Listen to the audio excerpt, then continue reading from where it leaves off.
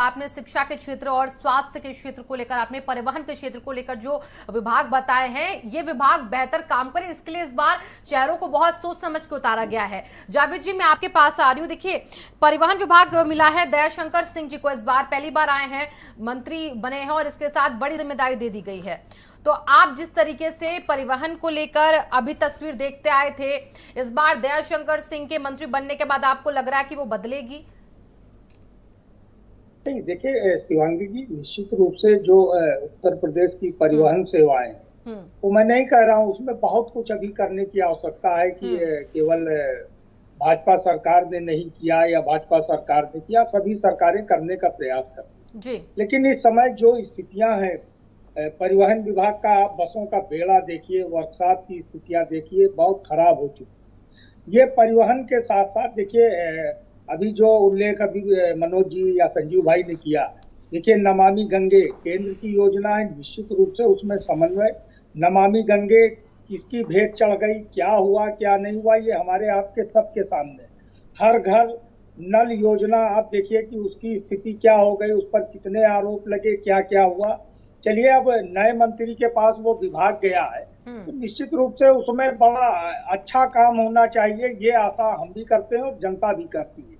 परिवहन की जो बसों का बेड़ा है, उसमें जो जर्जर बसें हैं, जिनसे डिपो अपनी आय के लिए उनको भी दौड़ा रहे हैं, वो रास्ते में खड़ी हो जाती है।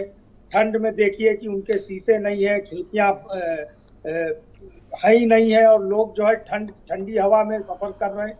अब वही स्थिति गर्मियों में हो, तो निश्चित रूप से उसमें बेड़े को बढ़ाने की आवश्यकता है। दयाशंकर सिंह जी इस विभाग को क्योंकि तेज तर्रार के नेता माने जाते हैं, जावेद जी, दयाशंकर सिंह तेज तर्रार नेता माने जाते हैं, और ऐसे में उम्मीद है संजीव जी, इस बार आपने ऐसे चेहरों को उतारा है परिवहन विभाग में, जो तमाम आरोप जो यहाँ पर जावेद जी बैठकर लगा रहे हैं, आप समझ रहे हैं कि इनको वो दूर करेंगे, या आप इन आरोपों का क्या जवाब देंगे?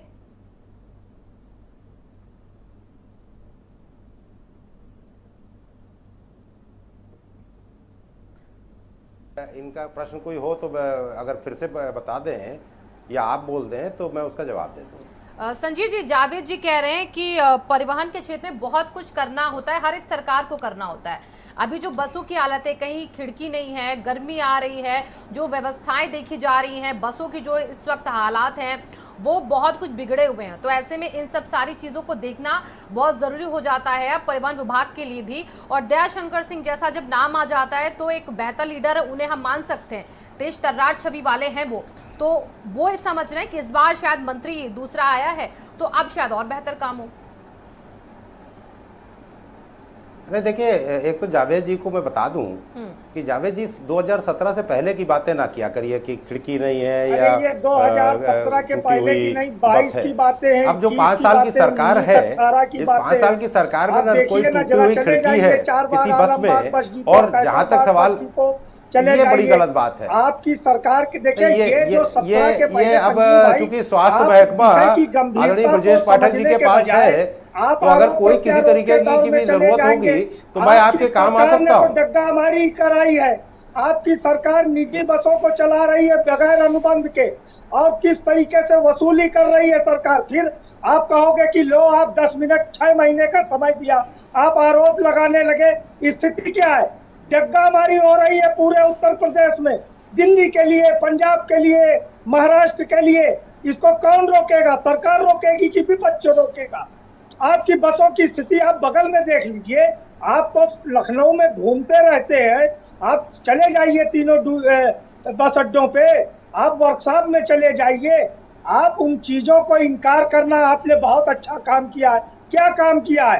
पीपीई किट का घोटाला कर लिया, बिजली कर्मचारियों का घोटाला कर लिया। अब आप दूसरी बात से पहले अपने परिवहन को लेकर जो सवाल थे उनके जवाब संजीव जी जवाब दीजिए, जितने भी आरोप आप पर भी लगा रहे हैं जावेद जी। ये देखिए, इनके आरोप जो है किस तरीके के, अब आप आगे देखेंगे पीछे देखेंगे। अब सुन लीजिए जावेद जी, सुन लीजिए, आप अपने सवालों का जवाब सुन लीजिए। ठंडे पानी की उन्होंने आपके सवालों को सुना है और आपने जवाब ठंडे पानी की जरूरत है। जनता ने जनादेश 10 मार्च के रिजल्ट के बाद मुझे लगता है कि कुछ स्थितियां ठीक नहीं है। मैं चाहूंगा कि थोड़ा ब्लड प्रेशर वगैरह अगर दिखवा लिया जाएगा तो अच्छा रहेगा। ये इतना परेशान होने की जरूरत नहीं है। बताइए, मुझे लगता जगह है बसे उत्तर 10 प्रदेश मार्च से आया है, 5,000 रिजल्ट आया है, इनकी मैं समझ वसूली सकता हूँ कम कर रहा है, आपकी इनकी जेब से स्थितियां क्या है, पैसा मैं जा रहा समझ है। सकता हूँ जावेद आप जी, बताइए, उत्तर लेकिन प्रदेश के इतना बस इतना अड्डों व्याकुल में नहीं होने की सफाई जरूरत की है, व्यवस्था किसको इतना दी गई परेशान थी ना पिछले होइए। कार्यकाल में? अभी ये हालत है, अभी सफाई गर्मी नहीं और हो पड़नी रही थी, बाकी ये है, कितना बड़ा घोटाला ज्यादा हुआ गर्मी था। पड़ेगी तब क्या होगा?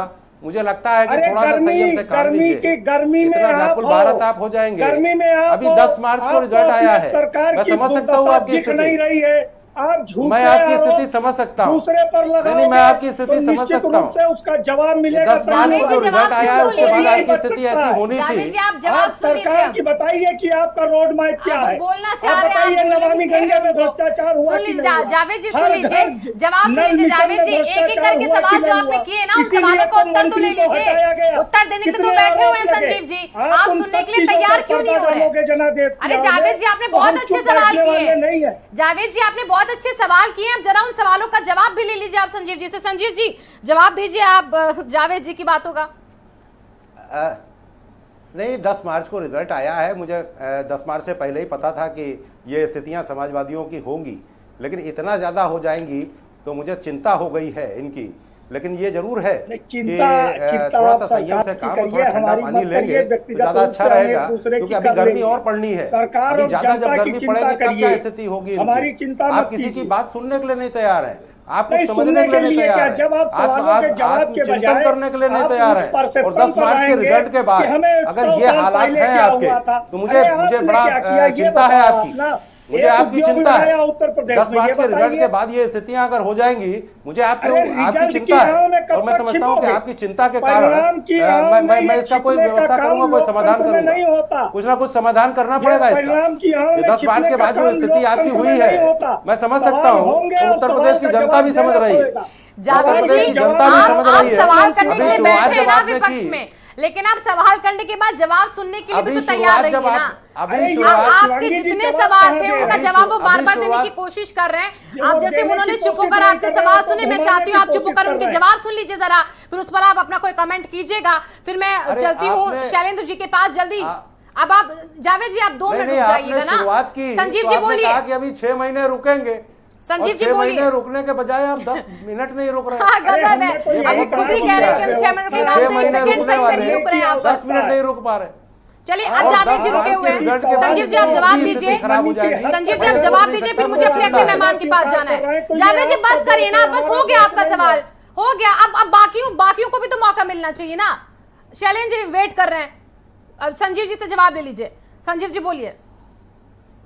नहीं देखिए, 10 मार्च के बाद इस तरीके की स्थितियां आना स्वाभाविक था, लेकिन इतना ज्यादा व्याकुल भारत स्थितियां हो जाएंगी मैं ये सोच नहीं सकता था। मुझे इनकी चिंता है और मुझे सब समाजवादियों की भी चिंता है। मैं समझता हूं कि अभी गर्मी और ज्यादा आगे बढ़ने वाली है, तो थोड़ा सा अगर ये मेडिकेटेड होकर के चलेंगे तो ज्यादा बेहतर रहेगा, क्योंकि इतना ज्यादा व्याकुल भारत होने की स्थिति नहीं है।